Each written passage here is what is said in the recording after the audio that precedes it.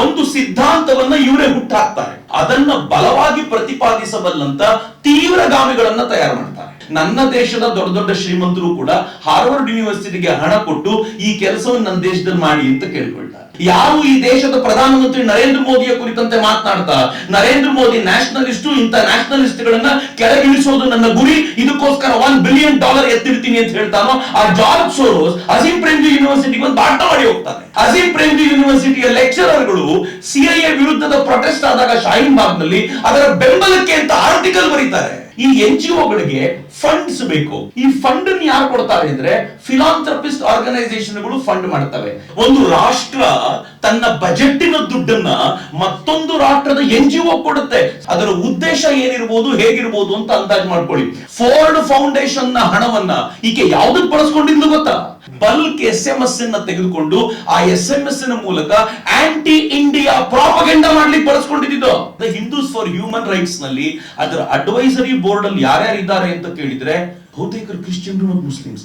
Instagram ನಲ್ಲಿ ಇವರಿಗೆಲ್ಲ ಖುಷಿ, ನಾನೇನ್ ನೋಡ್ಬೇಕು ಅನ್ಕೊಳ್ತೀನೋ ಅದೇ ನೋಡ್ತಾ ಇದ್ದೀನಿ ಅಂತ. ಇಲ್ಲ ರೀ, ಮೆಟಾ ನಿಮ್ಗೆ ಏನ್ ತೋರಿಸಬೇಕು ಅಂತ ಡಿಸೈಡ್ ಮಾಡಿದ್ಯೋ ಅದನ್ನೇ ನೋಡೋದು ನೀವು. ಅಮೆರಿಕಾದ ಎಲೆಕ್ಷನ್ ಮ್ಯಾನಿಪುಲೇಟ್ ಮಾಡಿರಬಹುದಾದ್ರೆ ಈ ಸಲ 2024 ಅಲ್ಲಿ ಯಾವ ತರದ ಮ್ಯಾನಿಪುಲೇಷನ್ ನಡೆದಿರಬೇಕು? ಸದಾ ದಿನ ಬೆಳಗಾದ್ರೆ ಹಿಂದೂ ಧರ್ಮವನ್ನ ಬೈತಾ ಇರುವಂತ ಆಕಾಶ್ ಬ್ಯಾನರ್ಜಿಯನ್ನ ಅದಕ್ಕೆ ಅಂಬಾಸಿಡರ್ ಮಾಡ್ಕೊಂಡು ಫ್ಯಾಕ್ಟ್ ಚೆಕರ್ ಗಳನ್ನ ನೀವು ರೆಡಿ ಮಾಡೋದಿಲ್ಲ. ಅದಕ್ಕೆ ಯಾರು ಲೀಡರ್ ಅಂತಂದ್ರೆ ಎರಿಕ್ ಗಾರ್ಸೆಟಿ ಲೀಡ್ ಮಾಡ್ತಾನೆ. ಮೊದಲಿಗೆನೆ ಅರ್ಬನ್ ನಕ್ಸಲರ ಅಥವಾ ಲೆಫ್ಟ್ ಎಕೋಸಿಸ್ಟಮ್ ನ ಕನೆಕ್ಷನ್ ಎಷ್ಟು ಚೆನ್ನಾಗಿದೆ ಅಂತ ಕಳೆದ 10-15 ವರ್ಷಗಳಿಂದಲೂ ಕೂಡ ನಾವು ಹೇಳ್ಕೊಂಡೇ ಬಂದಿದ್ದೀವಿ. ಅವ್ರ ಕನೆಕ್ಷನ್ ಕಂಡು ನಮ್ಗೆ ಹೊಟ್ಟೆ ಉರಿ ಆಗುತ್ತೋ ಅಥವಾ ನಾವು ಮಾಡ್ಲಿಕ್ಕಾಗಲ್ಲ ಅಂತ ಸಂಕಟ ಆಗುತ್ತೋ ಅಂತ ನನಗೂ ಸೇರಿದಂತೆ, ಅದು ಬಹುಶಃ ಚಂದ್ರಿಗೆ ಮಾತ್ರ ಅಲ್ಲ, ನನಗೂ ಹಂಗೆ ಅನ್ಸುತ್ತೆ. ನಮಗೇನು ಹಂಗೆ ಮಾಡ್ಲಿಕ್ಕೆ ಆಗೋದಿಲ್ಲ ಅಂತ ಹೊಟ್ಟೆ ಉರಿ ಇದೆಯಾ ಅವ್ರ ಮೇಲೆ ಹೇಗೆ ಅಂತ. ಕನೆಕ್ಷನ್ ಹೆಂಗಿದೆ? ಸ್ವಿಸ್ ಏಡ್ನವರು ಫಂಡ್ ಮಾಡ್ತಾರೆ, ಅಮೆರಿಕಾದವರು ಫಂಡ್ ಮಾಡ್ತಾರೆ, ಜರ್ಮನಿಯವರು ಫಂಡ್ ಮಾಡ್ತಾರೆ, ಫ್ರಾನ್ಸ್ ಅವರು ಫಂಡ್ ಮಾಡ್ತಾರೆ, ನೀವು ಆಸ್ಟ್ರೇಲಿಯಾ ಫಂಡ್ ಮಾಡುತ್ತೆ ಈ ತರದ ಕೆಲಸಗಳಿಗೆ ಜಗತ್ತಿನಾದ್ಯಂತ. ಇವರೆಲ್ಲರೂ ಫಂಡ್ ಮಾಡ್ಕೊಂಡು ಇದು ಮಾಡ್ತಾರೆ. ನಮ್ಗೆ ಯಾರ್ದು ಇಲ್ವಲ್ಲ, ನಮ್ಗೆ ಯಾರು ಸಿಗಲ್ವಲ್ಲ ಅಂತ ನಾವು ಅನ್ಕೊಳ್ಳೋದಾದ್ರೆ, ನಮ್ಗೆ ಭಗವಂತನೇ ವ್ಯವಸ್ಥೆ ಮಾಡಿಕೊಟ್ಟಿರೋ ಲಾಭ. ನಾನು ಶುರು ಮಾಡೋಕ್ಕಿಂತ ಮುಂಚೆ ಒಂದೇ ಒಂದು ಮಾತು ಹೇಳಲು, ನಾವೆಲ್ಲರೂ ಸೇರೋದಿಲ್ಲ ಒಂದ್ ಕಡೆ ಸೇರೋದಿಲ್ಲ ಅಂತೀವಿ. ಇನ್ನೊಂದ್ 2 ದಿನ ಕಳೆದ್ರೆ ಚೌತಿ ಬರುತ್ತೆ. ಲೆಫ್ಟ್ ಎಕೋಸಿಸ್ಟಮ್ಗಳು ತಿಪ್ಪರ್ಲಾಗ ಹೊಡೆದ್ರು ಈ ತರ ಎಲ್ಲರನ್ನೂ ಒಂದೇ ಕಡೆ ಸೇರಿಸಬಲ್ಲಂತ, ಸಹಜವಾಗಿ ಸೇರಬಲ್ಲಂತ ಮತ್ತೊಂದು ವ್ಯವಸ್ಥೆ ಇಲ್ಲ. ಅದು ಹಿಂದೂ ಧರ್ಮಕ್ಕೆ ಮಾತ್ರ ಇರುವಂತ ವ್ಯವಸ್ಥೆ. ನಾವು ಬಳಸ್ಕೊಳ್ಳೋದನ್ನು ಸೋತೋಗಿದ್ದೀವಿ ಅಂತ. ಇದನ್ನ ಸರಿಯಾಗಿ ಬಳಸ್ಕೊಂಡಂತ ತಿಲಕರು ಸಾರ್ವಜನಿಕ ಗಣೇಶೋತ್ಸವದ ಪರಿಕಲ್ಪನೆಯನ್ನೇ ಕೊಟ್ಟು ಸ್ವಾತಂತ್ರ್ಯೋತ್ಸವಕ್ಕೆ ಬೇಕಾಗಿರುವ ಬೀಜವನ್ನ ಬಿತ್ತಲಿಕ್ಕೆ ಸಾಧ್ಯ ಆಯಿತು ಅಂತ. ಹಾಗಂತ ಬರೀ ಚೌತಿ ಮಾತ್ರಣ ಅಂತ ಕೇಳಿದ್ರೆ ಸ್ವಲ್ಪ ದಿನಕ್ಕೆ ದಶಹರಾ ಬರುತ್ತೆ, ನಾವೆಲ್ಲರೂ ಪ್ರೀತಿಯಿಂದ ಮಾಡ್ತೀವಿ. ಬೆಂಕಿಗಡಿಗೆ ಗಿರ್ಲಿಕ್ಕೆ ಪ್ರಯತ್ನ ಪಡ್ತಿದ್ದಾರೆ, ಮಹಿಷ ದಸರಾನು ಮಾಡಬೇಕು ಅಂತ. ಆದ್ರೆ ದಸಹರಾಕ್ಕೆ ನಾವು ಬಂಗಾಳದಿಂದ ಹಿಡಿದು ನಾವು ಕನ್ಯಾಕುಮಾರಿಯವರೆಗೆ, ನಾನು ಕಾಶ್ಮೀರವನ್ನು ಬಿಡ್ತೀನಿ ಅಷ್ಟೇ, ಉಳಿದಂತೆ ಎಲ್ಲ ಇಡೀ ದೇಶದ ಮೂಲೆಗಳಲ್ಲೂ ಕೂಡ ಆ ದುರ್ಗೆಯನ್ನ ಪೂಜಿಸೋದು ಏನ್ ಅದ್ಭುತವಾಗಿ ಆನಂದಿಸ್ತೀವಿ. ನಾವೆಲ್ಲರೂ ಒಟ್ಟಾಗಿ ಮಾಡ್ತೀವಿ. ದೀಪಾವಳಿ ಬಂದಾಗ ಸೆಲೆಬ್ರೇಷನ್ಸ್ ಮಾಡ್ತೀವಿ. ಹೋಳಿಯಲ್ಲಿ ಬಣ್ಣವನ್ನ ಎರಚ್ತಾ ತರುಣಿಯರೂ ಕೂಡ ಈ ಸಮಾಜದೊಳಗೆ ಈ ವಿಚಾರಧಾರೆಯೊಂದಿಗೆ ಒಂದಾಗಬಹುದಾಗಿರುವಂತ ಒಂದು ಬೇಸ್ ಇದೆಯಲ್ಲ, ನನಗನ್ಸುತ್ತೆ ಜಗತ್ನಲ್ಲಿ ಮತ್ತೆ ಯಾರಿಗೂ ಇಲ್ಲದೆ ಇರುವಂತ ಒಂದು ಅದ್ಭುತವಾಗಿರುವ ವ್ಯವಸ್ಥೆಯನ್ನ ನಮ್ಮ ಪೂರ್ವಜರು ಹಾಕೊಟ್ಟಿದ್ದಾರೆ. ಉಪಯೋಗಿಸ್ಕೊಳ್ಳಿಕ್ಕೆ ಸೋತೋಗಿದ್ದೀವಿ ಅಂತ ನನಗನ್ಸುತ್ತೆ. ಮಿತ್ರ, ಇರುವ ಕಡಿಮೆ ಸಮಯದಲ್ಲಿ ನಾನು ಅತ್ಯಂತ ವೇಗವಾಗಿ 2x ಸ್ಪೀಡ್ ನಲ್ಲಿ ನಿಮ್ಗೆ ಹೇಳಬೇಕಾಗಿರುವ ಕೆಲವು ಸಂಗತಿಗಳನ್ನು ಹೇಳ್ಕೊಳ್ತೀನಿ. ಮೊದಲನೇದು, ರೈಟ್ ಲೆಫ್ಟ್ ಅನ್ನುವಂತ ಪದಗಳಿಗೆ ಅರ್ಥವೇ ಉಳ್ಕೊಂಡಿಲ್ಲ ಇವತ್ತು. ಯಾರು ಇಲ್ಲಿ ರೈಟೋ ಅವರು ಅಮೆರಿಕಕ್ಕೆ ಹೋದ್ರೆ ಲೆಫ್ಟ್, ಯಾರು ಇಲ್ಲಿ ಲೆಫ್ಟ್ ಅಮೆರಿಕಾದಲ್ಲಿ ಆ ವಿಚಾರಧಾರೆಯನ್ನ ರೈಟ್ ಅಂತ ಕರೀತಾರೆ. ಹೀಗಾಗಿ ರೈಟ್ ಲೆಫ್ಟ್ ಅನ್ನೋದು ಯೂನಿವರ್ಸಲಿ ಒಂದೇ ಉಳ್ಕೊಂಡಿಲ್ಲ. ಈ ಕಾರಣಕ್ಕೋಸ್ಕರವೇ ಫಾರ್ ಲೆಫ್ಟ್ ಫಾರ್ ರೈಟ್ ತುಂಬಾ ಇದೆ. ಈಗ ಇದಮಿತ್ತ ಮತ್ತೆ ಯಾರನ್ನು ಹೇಳಲಿಕ್ಕೆ ಬರಲ್ಲ, ಇವನ್ ಪಕ್ಕಾ ರೈಟ್ ಅಂತ ಹೇಳಲಿಕ್ಕೆ ಬರಲ್ಲ. ನೀವ್ ಯಾರಾದ್ರೂ ಲೆಫ್ಟ್ ಅಂತ ನೀವು ತೋರಿಸ್ತಿರ್ತಿರಲ್ಲ, ಬಿಜೆಪಿ ಗವರ್ಮೆಂಟ್ ಬರ್ಲಿ ನಿಮ್ಮ ಹತ್ರ ಬಂದು ಅವನೇ ನಿಂತಿರ್ತಾನೆ, ಏನಾದ್ರು ಒಂದು ಕೊಡಿಸಿ ಸರ್. ಈ ರೈಟು ಲೆಫ್ಟು ಇಲ್ಲ, ಈ ವಾದ ಯಾವುದು ಉಳಿದಿಲ್ಲ ಇವತ್ತು, ಅವಕಾಶವಾದ ಮಾತ್ರ ಉಳ್ಕೊಂಡಿರೋದು. ಈಗ ಯಾಕೆ ಸ್ವಲ್ಪ ಇವ್ರು ಮೆರೆದಂಗ್ ಕಾಣ್ತಾರೆ ಅಂತಂದ್ರೆ, ಈ ಪಕ್ಷವನ್ನ ಬೀಳಿಸಲಿಕ್ಕೆ ಬೇಕಾಗಿರುವ ವ್ಯವಸ್ಥೆಯನ್ನ ಜಾಗತಿಕ ಮಟ್ಟದಲ್ಲಿ ಮಾಡ್ತಿರುವಂತ ಪ್ರಯತ್ನ ಇರೋದ್ರಿಂದ ಸ್ವಲ್ಪ ಎದ್ದು ಬಂದಂತೆ ಕಾಣುತ್ತೆ, ಬಿಟ್ರೆ ಇವ್ರು ಹೇಗೇನೂ ಇಲ್ಲ. ನಾನು ಸ್ವಲ್ಪ ಬೇಸಿಕ್ ಆಗಿ ನಿಮ್ಗೆ ಯಾಕೆ ಈ ವಿಚಾರಧಾರೆಗಳು ಹೀಗಿವೆ, ಈ ಅರ್ಬನ್ ನಕ್ಸಲರ ಮೂಲ ವಿಚಾರಧಾರೆ ಎಲ್ಲಿಂದ ಬರುತ್ತೆ, ಇವ್ರಿಗೆ ಯಾಕೆ ಮುಸಲ್ಮಾನರ ಮೇಲೆ ಪ್ರೀತಿ, ಇವ್ರು ಯಾಕೆ ಮಹಿಳೆಯರ ಮೇಲೆ ಪ್ರೀತಿ ಅಂತ ತೋರಿಸ್ಕೊಡ್ತೀನಿ. ತಪ್ಪಿಸ್ಕೊಳ್ತಾರೆ, ಇವ್ರು ಯಾಕೆ ಜಾತಿಗಳ ಮೇಲೆ ವಿಶೇಷವಾದ ಗಮನ ಹರಿಸ್ತಾರೆ ಅಂತ ಒಂದು ಪುಟ್ಟ ಸಂಗತಿ ಹೇಳ್ಬಿಡ್ತೀನಿ ನಾನು. ಮೊದಲಿಗೆ ಮಾರ್ಕ್ಸ್ನ ಒಂದು ವಾದ ಇತ್ತು. ಮಾರ್ಕ್ಸ್ನ ವಾದ ಏನು ಅಂತಂದ್ರೆ, ಯಾವುದೇ ಒಂದು ಥೀಸಿಸ್ ಇದ್ರೆ ಅದಕ್ಕೊಂದು ಆಂಟಿ ಥೀಸಿಸ್ ಇದ್ದೇ ಇರುತ್ತೆ ಅಂತ.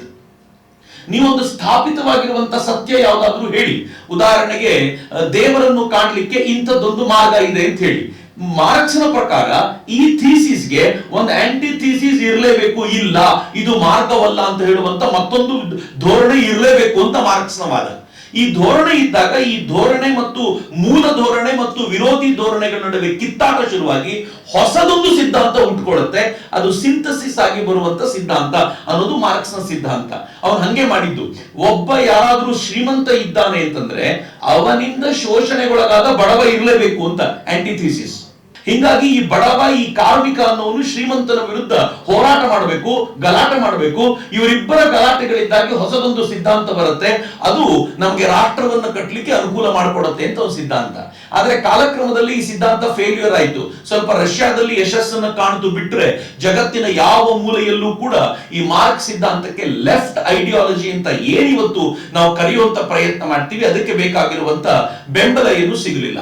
ಆಗ ಯೋಚನೆ ಮಾಡ್ತು ಈ ಎಕೋಸಿಸ್ಟಮ್ ನ ಒಳಗಿರುವಂತ ಜನ, ಆಗ ಯೋಚನೆ ಮಾಡಿದ್ರು ಮಾರ್ಕ್ಸ್ನ ಸಿದ್ಧಾಂತ ಎಲ್ಲಿ ಫೇಲ್ಯೂರ್ ಆಯ್ತು ಅಂತ. ಆಗ ಹುಡುಕಾಟಕ್ಕೆ ಶುರು ಮಾಡಿದ್ರಲ್ಲ, ಆ ಹುಡುಕಾಟಕ್ಕೆ ಶುರು ಮಾಡಿದಾಗ ಅವ್ರಿಗೆ ಗೊತ್ತಾಯ್ತು, ಗ್ರಾಮ್ಸ್ಕಿ ಈ ಮಾತನ್ನು ಹೇಳ್ತಾನೆ. ಅವನೇನ್ ಹೇಳ್ತಾನೆ ಅಂತಂದ್ರೆ, ಈ ಸಿದ್ಧಾಂತ ಫೇಲ್ಯೂರ್ ಯಾಕಾಯ್ತು ಅಂತಂದ್ರೆ, ಯಾವ ಆಂಟಿ ಥೀಸಿಸ್ ಅನ್ನ ಹುಡುಕುವಂತ ಪ್ರಯತ್ನ ಮಾಡ್ತೀವೋ ಆ ಆಂಟಿ ಥೀಸಿಸ್ ಅನ್ನ ಮೀರಿ ಥೀಸಿಸ್ ಅನ್ನ ಬಲಗೊಳಿಸುವಂತ ಸಂಸ್ಕೃತಿಯೊಂದು ಬೇರು ಬಿಟ್ಟಿರುತ್ತೆ. ಎಲ್ಲಿಯವರೆಗೂ ಆ ಸಂಸ್ಕೃತಿಯನ್ನ ಕಿತ್ತು ಬಿಸಾಡೋದಿಲ್ವೋ ಅಲ್ಲಿವರೆಗೂ ಆಂಟಿ ಥೀಸಿಸ್ ಜಯಗಳಿಸೋದಿಲ್ಲ. ಇದು ಗ್ರಾಮ್ಸ್ಕಿಯ ಸಿದ್ಧಾಂತ. ಇವತ್ತು ಜಗತ್ನಲ್ಲಿ ಇವರು ಏನು ವೋಕಿಸಂ ಅಂತ ಹೇಳ್ತಾರೋ, ಪೋಸ್ಟ್ ಮಾಡರ್ನಿಸಂ ಅಂತ ಹೇಳ್ತಾರೋ, ಇದೆಲ್ಲದಕ್ಕೂ ಮೂಲ ಸಿದ್ಧಾಂತ ಅವತ್ತು ಕೊಟ್ಟಿದ್ದು. ಅಂದ್ರೆ ಒಂದು ಥೀಸಿಸ್ಗೆ ಆಂಟಿ ಥೀಸಿಸ್ ಹುಟ್ಕೊಳ್ಳುತ್ತೆ. ಈ ಆಂಟಿ ಥೀಸಿಸ್ ಗೆಲ್ಲಬೇಕು ಅಂದ್ರೆ ಕಲ್ಚರ್ ನಾಶ ಮಾಡಬೇಕು. ಕಲ್ಚರ್ ನಾಶ ಮಾಡೋದು ಅಂದ್ರೆ ಏನು? ಅಲ್ಲಿನ ಶಾಲಾ ವ್ಯವಸ್ಥೆಯನ್ನು ಧ್ವಂಸಗೊಳಿಸಬೇಕು, ಅಲ್ಲಿನ ದೇವಸ್ಥಾನಗಳನ್ನು ಧ್ವಂಸಗೊಳಿಸಬೇಕು, ಅಲ್ಲಿನ ಪೂಜೆ ಪುರಸ್ಕಾರಗಳನ್ನ ಅಥವಾ ಹಬ್ಬಗಳನ್ನು ಧ್ವಂಸಗೊಳಿಸಬೇಕು, ಅಲ್ಲಿನ ಮೂಲ ವಿಚಾರಧಾರೆಯನ್ನ ಕಾಪಾಡ್ಕೊಂಡು ಬಂದಿರುವಂತ ಎಲ್ಲವನ್ನೂ ಧ್ವಂಸಗೊಳಿಸಬೇಕು. ಹಿಂದೂ ಧರ್ಮದ ವಿಚಾರಕ್ಕೆ ಬರೋದಾದ್ರೆ ವೇದಗಳು ಸರಿ ಇಲ್ಲ ಅಂತ ಹೇಳಬೇಕು. ಹಿಂದೂಗಳ ವಿಚಾರಕ್ಕೆ ಬರೋದಾದ್ರೆ ದಸರಾ ಮಾಡ್ತೀರಾ ಅಂತಂದ್ರೆ ನೀವು ದೇವಿಯ ಆರಾಧನೆ ಮಾಡೋ ಬದಲು ಮಹಿಷನ ಆರಾಧನೆ ಮಾಡಬೇಕು ಅಂತ ಹೇಳಿ ಇದರ ಸಿದ್ಧಾಂತವನ್ನ ತಿರುಚುವ ಪ್ರಯತ್ನ ಮಾಡೋದಿದೆಯಲ್ಲ, ಇದು ಗ್ರಾಮ್ಸ್ಕಿ ಕೊಟ್ಟ ಸಿದ್ಧಾಂತ. ಅದರ ಆಧಾರದ ಮೇಲೆ ಜಗತ್ನಲ್ಲಿ ಪೋಸ್ಟ್ ಮಾಡರ್ನಿಸಂ ಬಂತು, ಎಲ್ಲ ಬಂತು. ಅದಕ್ಕೆ ಅವ್ರು ಏನ್ ಮಾಡ್ತಾರೆ ಅಂತಂದ್ರೆ, ಪ್ರತಿಯೊಂದಕ್ಕೂ ಕೂಡ ಒಂದು ಆಂಟಿ ಥೀಸಿಸ್ ಹುಡುಕ್ತಾರೆ. ಅಲ್ಲಿ ಒಬ್ಬನನ್ನ ವಿರೋಧಿಸುವ ಮತ್ತೊಬ್ಬನನ್ನ ಹುಡುಕೋ ಪ್ರಯತ್ನ ಮಾಡ್ತಾರೆ. ನಾನು ಎಕ್ಸಾಂಪಲ್ ಕೊಡೋದಾದ್ರೆ, ಬ್ಲಾಕ್ ಅಂತಿದ್ರೆ ಅಮೆರಿಕಾದಲ್ಲಿ, ಸುಮ್ಮನೆ ಎಕ್ಸಾಂಪಲ್ ನಿಮ್ಗೆ ಹೇಳೋದು, ಅಮೆರಿಕಾದಲ್ಲಿ ಒಬ್ಬ ಬ್ಲಾಕ್ ಇದ್ರೆ ಅವನನ್ನ ಶೋಷಿಸುವಂತ ವೈಟ್ ಇರಲೇಬೇಕು. ಹೀಗಾಗಿ ನಾವು ಬ್ಲಾಕ್ ನ ಪರವಾಗಿ ನಿಲ್ಬೇಕು ಮತ್ತು ವೈಟ್ಸ್ ಗಳ ವಿರುದ್ಧ ಹೋರಾಟ ಮಾಡಬೇಕು ಅಂತ. ನೀವು ಭಾರತಕ್ಕೆ ಬರೋದಾದ್ರೆ, ಇಲ್ಲೊಬ್ಬ ದಲಿತ ಇದ್ರೆ ಇವನನ್ನ ಶೋಷಿಸುವ ಒಬ್ಬ ಬ್ರಾಹ್ಮಣ ಇರಲೇಬೇಕು. ಹಾಗೇನಿಲ್ಲ, ಇರ್ಲೇಬೇಕು ಅಂತ ಏನಿಲ್ಲ.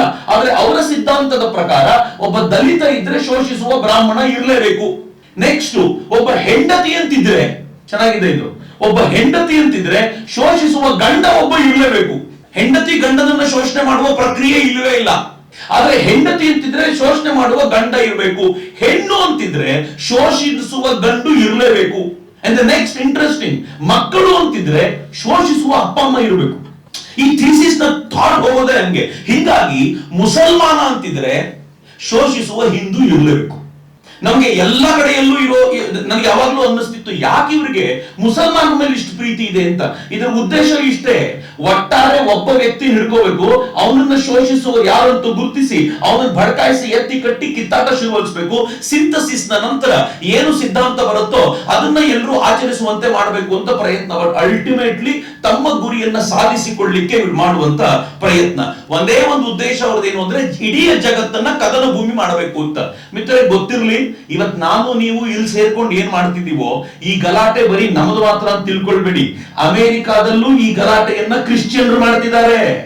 ನಮ್ಮ ಮೇಲೆ ಈ ವೋಕಿಸಂ ನ ಹೋರಾಟ ನಡೀತಿದೆ, ವೋಕಿಸಂ ನಮ್ಮ ಮೇಲೆ ಶೋಷಣೆ ಮಾಡ್ತಿದೆ ಅಂತ ಅಮೆರಿಕಾದಲ್ಲಿ ಕ್ರಿಶ್ಚಿಯನ್ರು ಗಲಾಟೆ ಮಾಡ್ತಾರೆ. ಇವತ್ತು ಇಸ್ರೇಲ್ ಇಷ್ಟು ದೊಡ್ಡ ಹೋರಾಟ ಮಾಡುತ್ತೆ ಪ್ಯಾಲೆಸ್ತೈನಿನ ವಿರುದ್ಧ, ಇಸ್ರೇಲ್ ನ ವಿರುದ್ಧ ಗಲಾಟೆ ಮಾಡ್ತಿದಾರಲ್ಲ, ಮತ್ತಿದೆ ವೋಕಿಸಂ ನ ಜನ ಗಲಾಟೆ ಮಾಡ್ತಿರೋದು.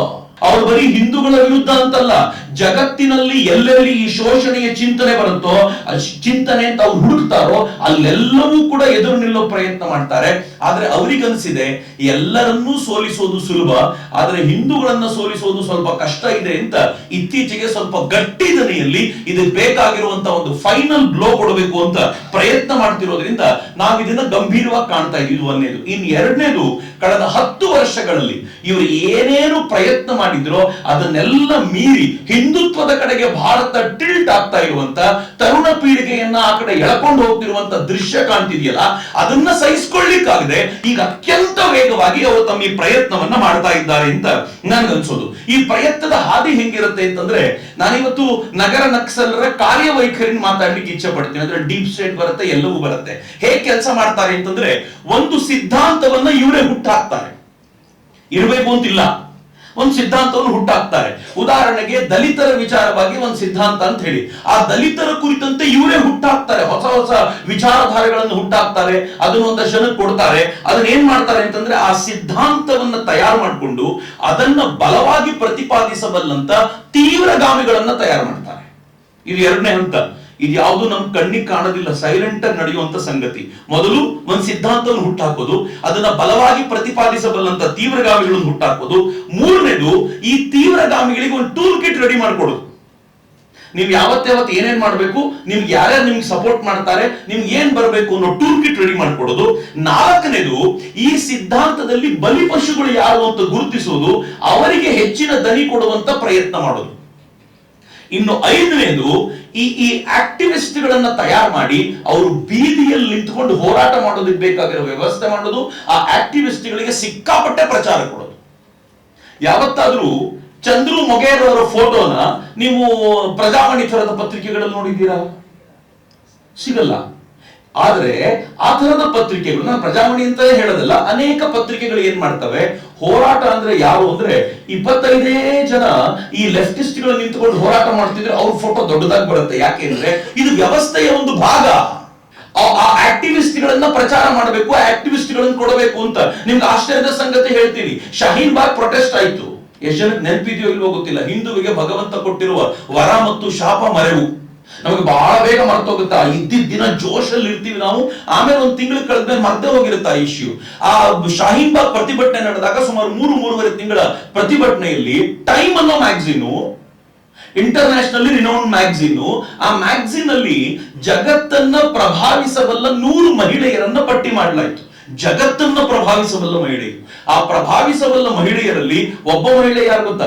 ಶಾಹೀನ್ ಬಾಗ್ನ ಪ್ರತಿಭಟನೆಯಲ್ಲಿ ಭಾಗವಹಿಸಿದ್ದ 82 ವರ್ಷದ ಬಿಲ್ಕಿಸ್ ಬಾನೋ ಅನ್ನೋ ಮಹಿಳೆಯನ್ನ ಟೈಮ್ ಪತ್ರಿಕೆ. ಹೆಂಗಿದೆ ನೋಡಿ ಎಕೋಸಿಸ್ಟಮ್ ಅದು. ಹೇಗೆ ಆ ಆಕ್ಟಿವಿಸ್ಟ್ಗಳನ್ನು ತಯಾರು ಮಾಡಿ ಕೊಡಬೇಕು ಅಂತ ಇಷ್ಟು ಕೆಲಸವನ್ನ ಮಾಡೋದಕ್ಕೆ ಇವತ್ತು ಬೇಸ್ ಯಾರು ಗೊತ್ತಾ? ಹಾರ್ವರ್ಡ್ ಯೂನಿವರ್ಸಿಟಿ ಬೇಸ್ ಆಗಿದೆ. ಈ ಹಾರ್ವರ್ಡ್ ಯೂನಿವರ್ಸಿಟಿಗೆ ಜಗತ್ತಿನ ದೊಡ್ಡ ದೊಡ್ಡ ಫಿಲಾಂಥ್ರಪಿಸ್ಟ್ಗಳು ಹಣ ಕೊಡ್ತಾರೆ. ಆ ಹಣದ ಮೂಲಕ ಈ ಕೆಲಸ ಮಾಡಿಸ್ಕೊಳ್ತಾರೆ. ಇನ್ನೂ ಆಶ್ಚರ್ಯದ ಸಂಗತಿ ಹೇಳ್ತೀನಿ, ನಾವು ಎಂಥ ಪುಣ್ಯಾತ್ಮರಿದ್ದೀವಿ ಭಾರತದಲ್ಲಿ ಅಂತಂದ್ರೆ, ನನ್ನ ದೇಶದ ದೊಡ್ಡ ದೊಡ್ಡ ಶ್ರೀಮಂತರು ಕೂಡ ಹಾರ್ವರ್ಡ್ ಯೂನಿವರ್ಸಿಟಿಗೆ ಹಣ ಕೊಟ್ಟು ಈ ಕೆಲಸವನ್ನು ನನ್ನ ದೇಶದಲ್ಲಿ ಮಾಡಿ ಅಂತ ಕೇಳ್ಕೊಳ್ತಾರೆ. ನಮ್ಗೆಲ್ರಿಗೂ ಆನಂದ್ ಮಹೀಂದ್ರ ಬಗ್ಗೆ ಬಹಳ ಖುಷಿ ಇದೆಯಲ್ಲ. ಆನಂದ್ ಮಹೀಂದ್ರ ಪೇಸ್ ಹಾರ್ವರ್ಡ್ ಯೂನಿವರ್ಸಿಟಿಯ ಅಲ್ಲಿನ ಈ ತರದ ಮಾನವ ಇದರ ವಿಚಾರದಲ್ಲಿ ಅವರೊಂದು ದೊಡ್ಡ ಮೊತ್ತವನ್ನು ಅಲ್ಲಿ ಡೊನೇಟ್ ಮಾಡಿದ್ದಾರೆ. ಲಕ್ಷ್ಮೀ ನಿವಾಸ್ ಮಿತ್ತಲ್, ಯಾರನ್ನ ಸ್ಟೀಲ್ ಇಂಡಸ್ಟ್ರಿಯ ಹೆಡ್ ಅಂತ ಕರಿತೀವೋ, ಅವರು ಹಾರ್ವರ್ಡ್ ಯೂನಿವರ್ಸಿಟಿ ಅಂಡರ್ ಭಾರತದಲ್ಲಿ ಭಾರತದ ಬಾರ್ಡರ್ ಏರಿಯಾಗಳಲ್ಲಿ ಪ್ರಾಜೆಕ್ಟ್ ಗಳನ್ನು ಮಾಡ್ತಾರೆ. ಅಜೀಂ ಪ್ರೇಮ್ಜಿ, ನಾವು ಬಹಳ ಹೆಮ್ಮೆಯಿಂದ ಎದೆ ಮೇಲೆ ಇಟ್ಕೊಂಡು ತಿರುಗಾಡ್ತೀವಲ್ಲ, ತಲೆ ಮೇಲೆ ಹೊತ್ಕೊಂಡು ತಿರುಗಾಡ್ತೀವಲ್ಲ, ಆ ಅಜೀಂ ಪ್ರೇಮ್ಜಿ ಯೂನಿವರ್ಸಿಟಿ ಈ ದೇಶದಲ್ಲಿ ಎಂಥ ಕೆಲಸವನ್ನ ಮಾಡುತ್ತೆ ಅಂತಂದ್ರೆ, ಸುಧಾ ಭಾರದ್ವಾಜ್ ಹೆಸರನ್ನ ಹೇಳಿದ್ರು. ಅಜೀಂ ಪ್ರೇಮ್ಜಿ ಯೂನಿವರ್ಸಿಟಿಗೆ ರೆಗ್ಯುಲರ್ ಲೆಕ್ಚರರ್ ಸುಧಾ ಭಾರದ್ವಾಜ್. ಅಜೀಂ ಪ್ರೇಮ್ಜಿ ಯೂನಿವರ್ಸಿಟಿಗೆ ಜಾರ್ಜ್ ಸೊರೋಸ್ ಬಂದು, ಯಾರು ಈ ದೇಶದ ಪ್ರಧಾನಮಂತ್ರಿ ನರೇಂದ್ರ ಮೋದಿಯ ಕುರಿತಂತೆ ಮಾತನಾಡ್ತಾ, ನರೇಂದ್ರ ಮೋದಿ ನ್ಯಾಷನಲಿಸ್ಟ್, ಇಂಥ ನ್ಯಾಷನಲಿಸ್ಟ್ ಗಳನ್ನ ಕೆಳಗಿಳಿಸೋದು ನನ್ನ ಗುರಿ, ಇದಕ್ಕೋಸ್ಕರ $1 ಬಿಲಿಯನ್ ಎತ್ತಿರ್ತೀನಿ ಅಂತ ಹೇಳ್ತಾನೋ, ಆ ಜಾರ್ಜ್ ಸೊರೋಸ್ ಅಜೀಂ ಪ್ರೇಮ್ಜಿ ಯೂನಿವರ್ಸಿಟಿಗೆ ಒಂದು ಭಾಷಣ ಮಾಡಿ ಹೋಗ್ತಾನೆ. ಅಜೀಂ ಪ್ರೇಮ್ಜಿ ಯೂನಿವರ್ಸಿಟಿಯ ಲೆಕ್ಚರರ್ಗಳು ಸಿಐಎ ವಿರುದ್ಧದ ಪ್ರೊಟೆಸ್ಟ್ ಆದಾಗ ಶಾಹೀನ್ ಬಾಗ್ನಲ್ಲಿ ಅದರ ಬೆಂಬಲಕ್ಕೆ ಅಂತ ಆರ್ಟಿಕಲ್ ಬರೀತಾರೆ. ನಮ್ದೇ ದೇಶದವರು ಇರಲ್ಲ. ನಾನೇನಾದ್ರು ಹೊರದೇಶದವ್ರ ಬಗ್ಗೆ ಮಾತನಾಡ್ತಿಲ್ಲ. ಅಮೆರಿಕ ಸಪೋರ್ಟ್ ಮಾಡುತ್ತೆ, ಸ್ವಿಸ್ ಸಪೋರ್ಟ್ ಮಾಡುತ್ತೆ. ನೋ, ನಮ್ದೇ ದೇಶದವರು ಈ ಕೆಲಸಗಳನ್ನ ಮಾಡ್ತಾರೆ. ಇದು ಬಹಳ ದುರಂತಕಾರಿ ಸಂಗತಿ ಅಂತ. ಇದರ ಪರಿಸ್ಥಿತಿ ಹೇಗೆ ಅಂತಂದ್ರೆ, ಇದು ಒಟ್ಟಾರೆ ಇದನ್ನ ನಾವು ಡೀಪ್ ಸ್ಟೇಟ್ ನ ಅಡಿಯಲ್ಲಿ ಕರಿತೀವಿ. ನಮ್ಗೆಲ್ಲರಿಗೂ ಡೀಪ್ ಸ್ಟೇಟ್ ಅನ್ನೋ ಪದ ಸಿಕ್ಕಾಪಟ್ಟೆ ಕೇಳಿದ್ದೀವಿ. ಆದ್ರೆ ಡೀಪ್ ಸ್ಟೇಟ್ ಅಲ್ಲಿ ಯಾರು ಇರ್ತಾರೆ ಅನ್ಕೊಂಡ್ರೆ ನಾವು ಅಮೆರಿಕಾದ ಕೆಲವು ಶ್ರೀಮಂತರು ಅನ್ಕೊಂಡಿದೀವಿ. ಬರೀ ಶ್ರೀಮಂತರು ಮಾತ್ರ ಅಲ್ಲ ಮಿತ್ರರೇ, ಡೀಪ್ ಸ್ಟೇಟ್ ನಲ್ಲಿ ಯಾರು ಇರ್ತಾರೆ ಅಂತಂದ್ರೆ ಅಮೆರಿಕಾದ ಶ್ರೀಮಂತರು ಇರ್ತಾರೆ, ಫಿಲಾಂಥ್ರಪಿಸ್ಟ್ಗಳು ಇರ್ತಾರೆ, ಅಮೆರಿಕಾದ ಬಿಸ್ನೆಸ್ ಮನ್ಗಳು ಇರ್ತಾರೆ. ಅಮೆರಿಕ ಅಂತಂದ್ರೆ ಜಗತ್ತಿನ ಅನೇಕ ಕಡೆಗಳಲ್ಲಿರುವಂತಹ ಅಧಿಕಾರಿಗಳು ಇವ್ರ ಜೊತೆ ಇದ್ದಾರೆ, ಪತ್ರಕರ್ತರಿದ್ದಾರೆ, ಲೆಕ್ಚರರ್ಗಳಿದ್ದಾರೆ, ಅನೇಕ ಭಿನ್ನ ಭಿನ್ನ ಸ್ಕಿಲ್ಗಳಿರೋರು, ಡ್ಯಾನ್ಸರ್ಸ್ ಗಳಿದ್ದಾರೆ, ಆಮೇಲೆ ಆಕ್ಟರ್ಸ್ ಗಳಿದ್ದಾರೆ. ಇವರೆಲ್ಲರೂ ಕೂಡ ಸೇರ್ಕೊಂಡು ಒಟ್ಟಾರೆ ಒಂದು ಡೀಪ್ ಸ್ಟೇಟ್ ಅಂತ ತಮಗ್ ಗೊತ್ತಿಲ್ಲದಂತೆ ಒಂದು ನೆಟ್ವರ್ಕ್ ಬಿಲ್ಡಪ್ ಮಾಡ್ಕೊಂಡಿದ್ದಾರೆ. ಇವ್ರು ಹೇಗೆ ಕೆಲಸ ಮಾಡ್ತಾರೆ ಅಂತ ನಾನು ಸುಮ್ಮನೆ ಒಂದು 2 ನಿಮಿಷದಲ್ಲಿ ನಿಮ್ಗೊಂದು ಫ್ಲೋ ಚಾರ್ಟ್ ತೋರಿಸ್ತೀನಿ. ನೀವು ಅದು ನೋಡಿ ಹೇಗೆ ಕೆಲಸ ನಡೆಯುತ್ತೆ ಅಂತ. ಈ ಡೀಪ್ ಸ್ಟೇಟ್ಗಳು ಕೆಲಸ ಮಾಡುವಂತ ಶೈಲಿ ಇದೆಯಲ್ಲ ಬಹಳ ವಿಸ್ತಾರವಾಗಿರುವಂತದ್ದು. ಮತ್ತೆ ಇದರಲ್ಲಿ ಬರೀ ಒಂದು ರಾಷ್ಟ್ರ ಅಲ್ಲ, ಅಮೆರಿಕಾದಿಂದ ಹಿಡಿದು ನೀವು ಜಗತ್ತಿನ ವೆಸ್ಟರ್ನ್ ಕಂಟ್ರೀಸ್ಗಳು, ಅದು ಆಸ್ಟ್ರೇಲಿಯಾ ಇರಬಹುದು, ಈ ತರದ ಅನೇಕ ರಾಷ್ಟ್ರಗಳು ಒಂದಲ್ಲ ಒಂದು ರೀತಿಯಲ್ಲಿ ಇವರು ಕೆಲಸ ಮಾಡುವಂತ ಪ್ರಯತ್ನ ಮಾಡ್ತಾರೆ. ಫೈನ್, ಅವ್ರು ಓಪನ್ ಮಾಡುವಷ್ಟೊತ್ತಿಗೆ ನಾನು ಮುಂದಕ್ಕೆ ಹೋಗ್ತೀನಿ. ಯುಎಸ್ಗೆ ಅಧಿಕಾರ ಸ್ಥಾಪಿಸುವಂತ ತವಕ ಇದೆ, ಕೆಲಸ ಮಾಡುವಂತ ಶೈಲಿ ನಾನು ನಿಮ್ಗೆ ಹೇಳ್ತೀನಿ. CIA ಎನ್ನುವಂತ ಅಮೆರಿಕಾದ ಇಂಟೆಲಿಜೆನ್ಸ್ ಏಜೆನ್ಸಿ ಜಗತ್ತಿನ ಯಾವ ದೇಶದಲ್ಲಿ ಬೇಕಿದ್ರೂ ತಾನು ತನ್ನ ಅಧಿಕಾರವನ್ನ ಸ್ಥಾಪಿಸಬಲ್ಲೆ ಅಂತ ಹೇಳುತ್ತೆ. ಉದಾಹರಣೆಗೆ ಬಾಂಗ್ಲಾದೇಶದಲ್ಲಿ ಇತ್ತೀಚೆಗೆ ರೆಜಿಮ್ ಚೇಂಜ್ ಆಯಿತು. ರೆಜಿಮ್ ಚೇಂಜ್ ಆಗೋ ಮುಂಚೆ ಬಾಂಗ್ಲಾದೇಶದಲ್ಲಿ ಏನೇನಾಗಿದೆ ಗೊತ್ತಾ? ಜಗತ್ತಿನ ಜನಕ್ಕೆ ಕಣ್ಮುಂದೆ ಇರುವಂತದ್ದು ಏನು ಅಂತಂದ್ರೆ, ಬಾಂಗ್ಲಾದೇಶದಲ್ಲಿ ರೆಜಿಮ್ ಚೇಂಜ್ ಆಗಲಿಕ್ಕೆ ಮುಖ್ಯವಾದ ಕಾರಣ ಅದು ಏನು ಅಂತ ಕೇಳಿದ್ರೆ, ಬಾಂಗ್ಲಾದೇಶದಲ್ಲಿ ಎಲೆಕ್ಷನ್ ಪ್ರಾಬ್ಲಮ್ ಆಗಿತ್ತು. ಆ ಎಲೆಕ್ಷನ್ ಪ್ರಾಬ್ಲಮ್ ಆಗಿದ್ದಕ್ಕೆ ಜನ ಕೋಪಿಸಿಕೊಂಡಿದ್ರು, ಅಲ್ಲೊಂದು ರಿಸರ್ವೇಶನ್ ಬಂತು, ಆ ರಿಸರ್ವೇಶನ್ ಕಾರಣಕ್ಕೋಸ್ಕರ ಕೋಪ ಉಂಟಾಯ್ತು ಅಂತ. ಆದ್ರೆ ಬಹಳ ಜನಕ್ಕೆ ಗೊತ್ತಿಲ್ಲ, ಈ ಬಾಂಗ್ಲಾದೇಶದಲ್ಲಿ ಈ ಹುಡುಗರನ್ನ ಎಬ್ಬಿಸ್ಲಿಕ್ಕೋಸ್ಕರ, ಅವರನ್ನ ಭಡಕಾಯಿಸ್ಲಿಕ್ಕೋಸ್ಕರ ಅಲ್ಲಿನ NGOಗಳ ಮೂಲಕ ಡೀಪ್ ಸ್ಟೇಟ್ ನ ಪ್ಲೇಯರ್ಸ್ ಗಳು ಎಷ್ಟು ಚೆನ್ನಾಗಿ ಕೆಲಸ ಮಾಡಿದ್ರು ಅಂತಂದ್ರೆ, ಈ ಬಾಂಗ್ಲಾದೇಶದಲ್ಲಿರುವಂತ NGOಗಳ ಮೂಲಕ ಅಲ್ಲಿನ ವಿದ್ಯಾರ್ಥಿಗಳನ್ನ ಎಬ್ಬಿಸುವಂತ ಪ್ರಯತ್ನ ಮಾಡಿದ್ರು. ಅವ್ರಿಗೆ ಬೇಕಾಗಿರೋ ಫಂಡ್ ಆಯ್ತು. ಕೊನೆಗೆ ಶೇಖ್ ಹಸೀನಾನ ವಿತಿನ್ 45 ಮಿನಿಟ್ಸ್ ಅಲ್ಲಿಂದ ಓಡಿಸ್ಲಾಯ್ತಲ್ಲ, ಕೊನೆಗೆ ಕರ್ಕೊಂಡ್ಬಂದು ಕೂರಿಸಿದ್ಯಾರನ್ನು ಗೊತ್ತಾ? ಅಮೆರಿಕ ತನ್ನ ಪಪೆಟ್ ಆಗಿರುವಂತ ಒಬ್ಬ ವ್ಯಕ್ತಿ, ಆತನನ್ನ ಕರ್ಕೊಂಡು ಬಂದು ಅಲ್ಲಿ ಕೂರಿಸ್ಕೊಂಡು ಇವನೇ ನೆಕ್ಸ್ಟ್ ಪ್ರಧಾನಿ ಅಂತ ಅಮೆರಿಕ ಹೇಳುವಂತ ಪ್ರಯತ್ನ ಮಾಡ್ತು. ಇದು ಬಹಳ ದುರಂತಕಾರಿ ಸಂಗತಿ ಅಂತ. ಮತ್ತೆ ಇದೆಲ್ಲೂ ಆಗಲ್ಲ ಅಂತ ತಿಳ್ಕೊಳ್ಬೇಡಿ, ನಾನು ಅದನ್ನ ಎಕ್ಸ್ಪ್ಲೈನ್ ಮಾಡ್ತೀನಿ. ಅಫ್ಕೋರ್ಸ್ ಬಾಂಗ್ಲಾದೇಶದಲ್ಲಿದೆ. ಬಾಂಗ್ಲಾದೇಶದಲ್ಲಿ ಆಗುವಾಗ ಹೇಗಾಗಿತ್ತು ನೋಡಿ, ನೀವು ಕೊನೆಯಿಂದ ನೋಡ್ತಾ ಹೋಗಿ. ಈ ಅಮೆರಿಕ ತನ್ನ ಡಿಪ್ಲೊಮ್ಯಾಟ್ಗಳ ಮೂಲಕ ಬಾಂಗ್ಲಾದೇಶದೊಂದಿಗೆ ಒಂದು ಬೈಲ್ಯಾಟ್ರಲ್ ರಿಲೇಶನ್ಶಿಪ್ ಇಟ್ಕೊಂಡಿರುತ್ತೆ. ಮೇಲ್ನೋಟಕ್ಕೆ ಕಾಣೋದು ನಮ್ಗೆ ಅಷ್ಟೇ, ಅಮೆರಿಕ ಮತ್ತು ಬಾಂಗ್ಲಾದೇಶಕ್ಕೆ ಬೈಲ್ಯಾಟ್ರಲ್ ರಿಲೇಶನ್ಶಿಪ್ ಇದೆ ಅಂತ. ಆದ್ರೆ ಬಾಂಗ್ಲಾದೇಶದಲ್ಲಿ NGOಗಳು ಕೆಲಸ ಮಾಡ್ತವೆ, ನಾನ್ ಗವರ್ನಮೆಂಟಲ್ ಆರ್ಗನೈಸೇಷನ್ಗಳು. ಈ NGOಗಳಿಗೆ ಫಂಡ್ಸ್ ಬೇಕು. ಈ ಫಂಡ್ ಯಾರು ಕೊಡ್ತಾರೆ ಅಂದ್ರೆ, ಫಿಲಾಂಥ್ರಪಿಸ್ಟ್ ಆರ್ಗನೈಸೇಷನ್ಗಳು ಫಂಡ್ ಮಾಡ್ತವೆ. ಯಾರ್ಯಾರು ಫಿಲಾಂಥ್ರಪಿಸ್ಟ್ ಆರ್ಗನೈಸೇಷನ್ಗಳು ಅಲ್ಲಿ ಫಂಡ್ ಮಾಡೋದು? ಮೆಟಾ ಅಂದ್ರೆ ಫೇಸ್ಬುಕ್, ಇನ್ಸ್ಟಾಗ್ರಾಮ್ ನ ಅದರ ಮುಖ್ಯಸ್ಥ, ಅವರ ಕಂಪನಿ ಮೆಟಾ. ಎರಡನೇದು bill and Melinda Gates foundation, ಎಲ್ಲ ಕಡೆ ಹೆಲ್ತಿನ ಕುರಿತಂತೆ ಕೆಲಸ ಮಾಡ್ತೀವಿ ಅಂತ ಹೇಳ್ತಾರೆ. ಅವರು ತಮಗೆ ಬೇಕಾದನ್ನ NGOಗಳ ಮೂಲಕ ಹೇಳಿಸಬಲ್ಲಂತ ಕೆಲಸ ಮಾಡ್ತಾರೆ. ಭಾರತದಲ್ಲೂ ಇಂಡಿಯನ್ ವ್ಯಾಕ್ಸಿನ್ಗಳು ಚೆನ್ನಾಗಿಲ್ಲ, ನೀವು ಮಾಡರ್ನಾ ಅಥವಾ ಫೈಸರ್ ತೆಗೆದುಕೊಳ್ಬೇಕು ಅಂತ ಅನೇಕರು ಮಾತನಾಡ್ತಿದ್ದಾರಲ್ಲ, ಇವ್ರ ಫಂಡಿಂಗ್ ನ ಕಾರಣಕ್ಕೋಸ್ಕರ. ಮೂರನೇದು ರಾಕ್ ಫೆಲ್ಲರ್ ಫೌಂಡೇಶನ್ ಇದೆ, ಫೋರ್ಡ್ ಫೌಂಡೇಶನ್ ಇದೆ. ಮಿತ್ರ, ನೀವು ನಂಬಲ್ಲ ಆಶ್ಚರ್ಯದ ಸಂಗತಿ, ಯಾರ್ಯಾರು ನಾನು ಹೆಸರಿಸಿದ್ದೀನೋ ಇವಲ್ಲದೆ ಇನ್ನೂ ಅನೇಕರು ನೇರವಾಗಿ CIA ಜೊತೆಗೆ ಕಾಂಟ್ಯಾಕ್ಟ್ ಅಲ್ಲಿ ಇರ್ತಾರೆ, ಅಮೆರಿಕಾದ ಇಂಟೆಲಿಜೆನ್ಸ್ ಏಜೆನ್ಸಿ ಜೊತೆಗೆ. ಅವರು ಯಾವ NGOಗೆ ಫಂಡ್ ಮಾಡಬೇಕು, ಏನ್ ಮಾಡಬೇಕು ಅಂತ ಕೆಲಸ ಹೇಳ್ತಾರೋ ಅವುಗಳಿಗೆ ಇಂಡೈರೆಕ್ಟ್ ಆಗಿ ಈ ಮೂಲಕ ಫಂಡ್ ಮಾಡಿಸಲಾಗುತ್ತೆ. ಇನ್ನೂ ಆಶ್ಚರ್ಯದ ಸಂಗತಿ ಹೇಳ್ತೀನಿ ನಿಮ್ಗೆ, ಅಮೆರಿಕ ಅನ್ನುವ ರಾಷ್ಟ್ರ USAID ಅನ್ನುವಂತ ಒಂದು ಏಡ್ ಕೊಡುತ್ತೆ. USAID ಅಂತಂದ್ರೆ ದಾನ ಅಂತ ಏನೂ ಅಲ್ಲ, ಅದರ ಟೋಟಲ್ ಅರ್ಥ ಏನು ಅಂತಂದ್ರೆ United States agency for international development ಅಂತ. ಜಗತ್ತಿನ ಯಾವ್ದಾದ್ರು ದೇಶದಲ್ಲಿ ಡೆವಲಪ್ಮೆಂಟ್ ಮಾಡ್ಲಿಕ್ಕೆ ನಾನು ಏಡ್ ಕೊಡ್ತೀನಿ ಅಂತ ಅಮೆರಿಕ ಹೇಳುತ್ತೆ. ಆ ಏಡನ್ನು ಕೊಡಬೇಕಾದ್ರೆ ಹೆಂಗ್ ಕೊಡುತ್ತೆ ಗೊತ್ತಾ? ಯಾವುದೋ ಆ ರಾಷ್ಟ್ರದ ತಾನು ಎಲ್ಲಿ ತನಗೆ ಬೇಕಾಗಿರುವ ಕೆಲಸ ಮಾಡಿಸ್ಕೊಳ್ಬೇಕು ಅನ್ಸುತ್ತೋ ಆ ರಾಷ್ಟ್ರದ NGO ಫಂಡ್ ಮಾಡುತ್ತೆ.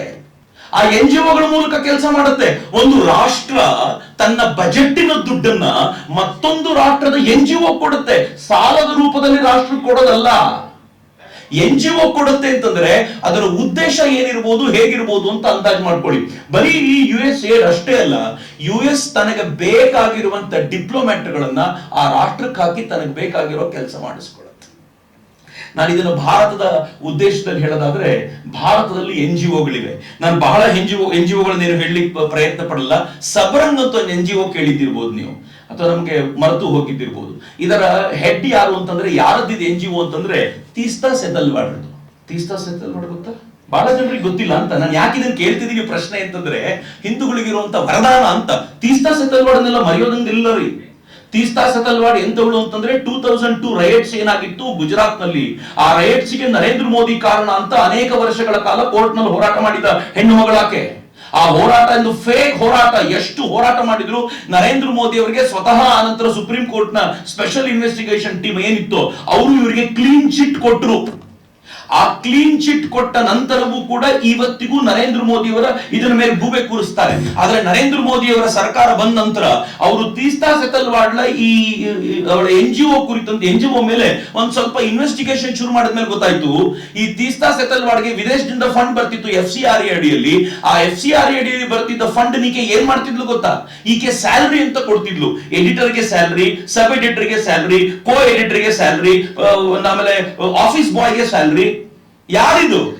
ಎಡಿಟರ್ ಈಕೆ, ಕೋ ಎಡಿಟರ್ ಇವಳು ಗಂಡ, ಸಬ್ ಎಡಿಟರ್ ಈಕೆ, ಆಫೀಸ್ ಬಾಯ್ ಇವಳು ಗಂಡ, ಎಲ್ಲ ಇವರೇ. ಇವ್ರು ಎಷ್ಟರ ಮಟ್ಟಿಗೆ ವಿದೇಶದಿಂದ ಬಂದಿರುವಂತಹ ಹಣವನ್ನ ಕೆಟ್ಟದಾಗಿ ಉಪಯೋಗಿಸಿಕೊಂಡಿದ್ರು ಅಂತಂದ್ರೆ, ಆಕೆಗೆ ಡೈರೆಕ್ಟರ್ ಹಣ ಕೊಡ್ತಿದ್ದು ಫೋರ್ಡ್ ಫೌಂಡೇಶನ್. ಫೋರ್ಡ್ ಫೌಂಡೇಶನ್ ನ ಹಣವನ್ನ ಈಕೆ ಯಾವ್ದಕ್ಕೆ ಬಳಸ್ಕೊಂಡಿದ್ಲು ಗೊತ್ತಾ? ಅದರ ಬಹುಪಾಲನ್ನ ತನ್ನ ಸ್ವಂತಕ್ಕೆ ಖರ್ಚು ಮಾಡಿದ್ಲು. ಉಳಿದಂತೆ ಬಳಸ್ಕೊಂಡಿದ್ರು ಯಾವುದಕ್ಕೆ ಅಂತಂದ್ರೆ, ಬಲ್ಕ್ SMS ಅನ್ನ ತೆಗೆದುಕೊಂಡು ಆ SMS ನ ಮೂಲಕ ಆಂಟಿ ಇಂಡಿಯಾ ಪ್ರಾಪಗೆಂಡಾ ಮಾಡ್ಲಿಕ್ಕೆ ಬಳಸ್ಕೊಂಡಿದ್ದು. ವಿದೇಶಿಯರು ಹಣ ಯಾತಕ್ಕೆ ಕೊಡ್ತಾರೆ? ನನಗೆ ನಿಮ್ಗೆ ಪ್ರಾಮಾಣಿಕವಾಗಿ ಕೆಲಸ ಮಾಡ್ತೀನಿ ಅಂದ್ರೆ ವಿದೇಶಿಯರಲ್ಲ ರೀ. ಈ ಪಕ್ಕದಲ್ಲಿರುವಂತ ಜಿಗ್ನಿಯಲ್ಲಿರುವಂತ ಒಂದು ಕಂಪನಿ ನಮ್ಗೊಂದು ₹1,00,000 ಕೊಡಬೇಕು ಅಂದ್ರೆ 28 ಫೈಲ್ ಕೇಳ್ತಾರೆ. ನೀವು ಮಾಡಿರೋ ಕೆಲಸದ ಫೋಟೋ ಕೊಡಿ, ಮಾಡಿರೋ ಕೆಲಸದ ರಿಪೋರ್ಟ್ ಕೊಡಿ, 28 ಕೇಳ್ತಾರೆ. ಆದ್ರೆ ಈಕೆ ಬಲ್ಕ್ SMS ತಗೊಂಡಿದ್ದೀನಿ ಅಂತ ಫೋರ್ಡ್ ಫೌಂಡೇಶನ್ ಕೇಳಲೇ ಇಲ್ವಾ? ಯಾತಕ್ಕೆ ಕೊಟ್ರು? ಮತ್ತೆ ಏನ್ ಉದ್ದೇಶ ಇತ್ತು, ಯಾವುದು ಅಂತ ಆಲೋಚನೆ ಮಾಡಿದಾಗ ಗೊತ್ತಾಗುತ್ತೆ ಎಷ್ಟು ಚೆನ್ನಾಗಿ ಇದ್ರ ಮೂಲಕ ಕೆಲಸ ಮಾಡ್ತಾರೆ. CIA ಹೆಂಗೆ ಇವರುಗಳನ್ನ ಏಜೆಂಟ್ ಆಗಿ ಕೆಲಸ ಮಾಡ. ಅದಕ್ಕೆ ನಾನು ಹೇಳೋದೇನು ಗೊತ್ತೇನು, ನಾವು ಕಷ್ಟ ಪಟ್ಕೊಂಡು ನಮ್ಮ ರಾ ಏಜೆಂಟ್ಗಳನ್ನ ಎಲ್ಲೋ ಕಳಿಸ್ತೀವಿ, ನಾವು ಕಷ್ಟ ಪಟ್ಕೊಂಡು ನಮ್ಮ ಏಜೆಂಟ್ಗಳನ್ನ ಎಲ್ಲೆಲ್ಲೋ ಇಟ್ಟು ಏನೆಲ್ಲ ಮಾಡ್ತೀವಿ ಅನ್ಕೊಳ್ತೀವಲ್ಲ. CIAಗೆ ಸ್ವಂತದ ಏಜೆಂಟೇ ಬೇಡ ರೀ. ಇಲ್ಲಿರುವಂತ ಈ ತರದ NGOಗಳಿಗೆ ಫಂಡ್ ಮಾಡಿದ್ರೆ ನಿಮ್ಗೆ ಏನ್ ರಿಪೋರ್ಟ್ ಬೇಕೋ ದಿನ ಬೆಳಗ್ಗೆ ನಾವೇ ಕಳಿಸ್ಕೊಡ್ತೀವಿ ಅಂತ ಹೇಳುವಂತ ಅನೇಕ ಜನ ಭಾರತದಲ್ಲೇ ಇರುವಾಗ ನೀವು ಯಾವ ಲೆಕ್ಕಕ್ಕೆ ಈ ದೇಶವನ್ನು ರಕ್ಷಣೆ ಮಾಡ್ತೀರಾ ಅಂತ ಮುಂದಕ್ಕೆ ಬರ್ತೀರಿ? ಯಾವ ಧೈರ್ಯದ ಮೇಲೆ?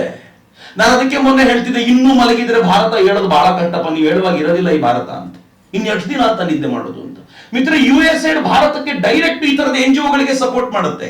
ನನ್ನ ಹತ್ರ ಅನೇಕ NGOಗಳ ಲಿಸ್ಟ್ ಇಟ್ಕೊಂಡಿದ್ದೀನಿ. ನಾನು ಒಂದು NGO ಬಗ್ಗೆ ನಿಮ್ ಜೊತೆ ಮಾತಾಡಬೇಕು. NGO ಟೈಟಲ್ ಹೆಸರೇನು ಗೊತ್ತಾ? ಹಿಂದೂಸ್ ಫಾರ್ ಹ್ಯೂಮನ್ ರೈಟ್ಸ್ ಅಂತ.